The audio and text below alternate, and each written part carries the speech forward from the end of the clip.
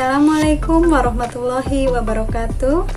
Apa kabar anak-anak yang solih dan solihah? Alhamdulillah, kita bertemu kembali dalam video pembelajaran kali ini. Kita bersama-sama akan membahas pelajaran 7, materi iman kepada malaikat Allah, subtema cara menerima keberadaan malaikat Allah dan perilaku yang mencerminkan keimanan kepada malaikat Allah.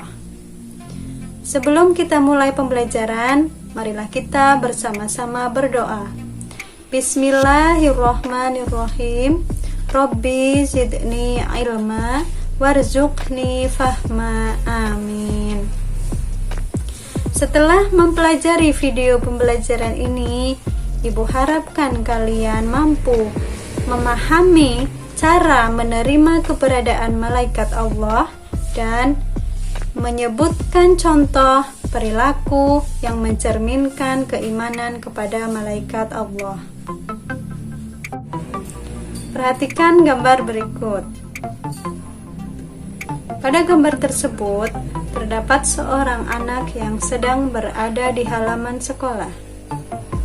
Dia berkata, walaupun sedang sendirian, baik di lingkungan sekolah maupun di lingkungan rumah, orang yang beriman kepada malaikat-malaikat Allah akan berkata, "Ya Allah, Engkau kirimkan kepadaku malaikat Raqib dan malaikat Atid yang selalu mengawasi dan mencatat amal perbuatanku. Jadikanlah aku anak yang selalu berbuat kebaikan." Kita telah yakin bahwa malaikat itu ada. Malaikat yang wajib kita ketahui jumlahnya ada 10. Malaikat yang tidak terlihat oleh manusia telah diberitahukan keberadaannya oleh Allah Subhanahu wa Ta'ala melalui sumber-sumber yang terpercaya, yaitu Al-Quran dan Al-Hadis.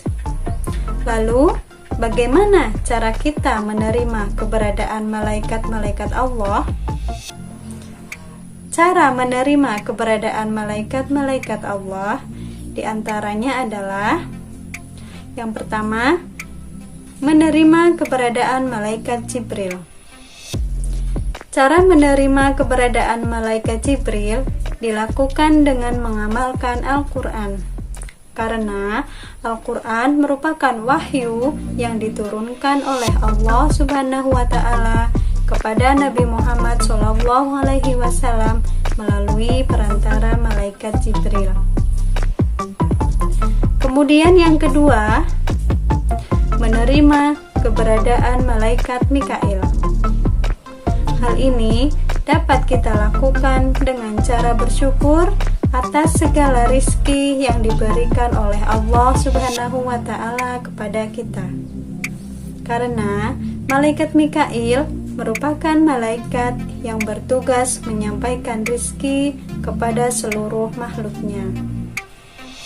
Yang ketiga, menerima keberadaan malaikat Israfil, yaitu dengan cara mempersiapkan diri untuk menghadapi datangnya hari akhir, yaitu dengan cara selalu beramal soleh dan berbuat kebaikan.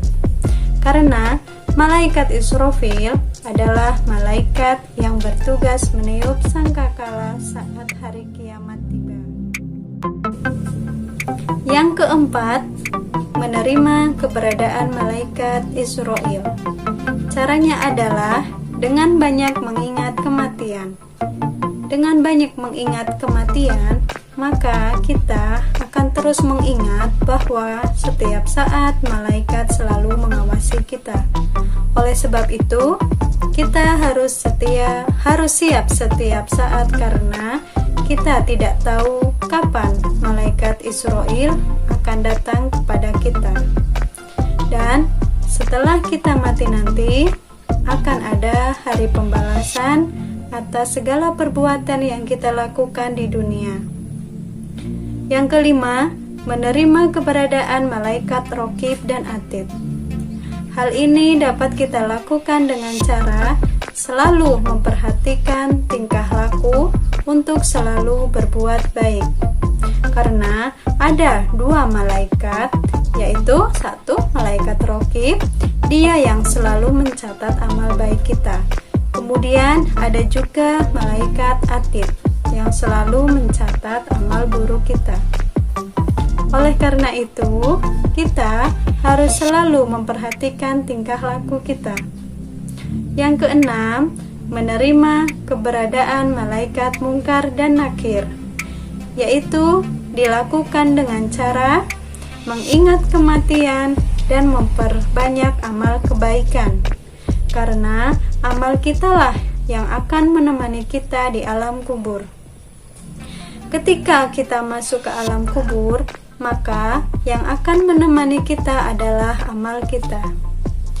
Jika amal baik kita banyak, maka dia akan menjadi sosok yang akan melindungi kita. Akan tetapi, jika amal baik kita sedikit, maka siapa yang akan melindungi kita? Karena kita sendirian. Yang ketujuh, menerima keberadaan malaikat Malik dan Ridwan, yaitu dapat dilakukan dengan cara memperbanyak amal kebaikan. Karena amal kebaikan akan mengantar kita ke jalan surga. Perilaku yang mencerminkan keimanan kepada malaikat-malaikat Allah itu ada berbagai macam. Coba perhatikan gambar berikut. Pada gambar tersebut menunjukkan ada seorang anak yang sedang memberikan sedekah kepada seorang pengemis. Kemudian ada juga anak yang sedang mencium tangan kedua orang tua yang hendak berangkat sekolah. Dan selanjutnya ada gambar teman-teman yang sedang menjenguk temannya yang sedang sakit. Nah, gambar tersebut merupakan beberapa contoh perilaku yang dapat mencerminkan keimanan kepada malaikat-malaikat Allah. Yang pertama adalah bersedekah. Bersedekah atau peduli dan menolong terhadap sesama merupakan salah satu contoh sikap yang mencerminkan beriman kepada malaikat Allah. Hal tersebut telah dijelaskan oleh Rasulullah SAW tentang hubungan antara suka bersedekah dengan beriman kepada malaikat Allah. Rasulullah SAW bersabda, "Tidak ada satu hari pun pada saat hamba bangun di waktu pagi, kecuali ada dua malaikat yang turun. Salah satunya berkata, 'Ya Allah, berilah ganti kepada orang yang berinfak.' Yang lain mengatakan, 'Ya Allah, berilah kebangkrutan kepada orang yang kikir.'" Hadis riwayat Imam Bukhari dan Muslim. Hadis tersebut menunjukkan sebuah motivasi bagi seorang yang suka bersedekah atau berinfak, yaitu akan ada dua malaikat yang turun untuk mendoakan orang-orang tersebut, yaitu orang yang suka bersedekah dan orang yang kikir.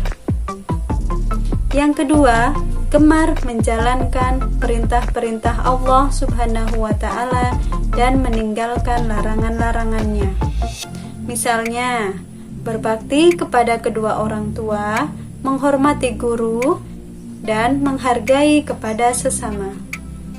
Selain itu, mengunjungi orang yang sakit dan mendoakannya, mengunjungi saudara dan tetangganya, dan lain sebagainya. Semua amal perbuatan kita akan dicatat oleh malaikat raqib dan malaikat atid. Anak-anak yang solih dan solihah, itu saja materi pembelajaran kita hari ini. Semoga apa yang Ibu jelaskan dapat kalian pahami. Terima kasih. Kurang lebihnya mohon maaf. Wassalamualaikum warahmatullahi wabarakatuh.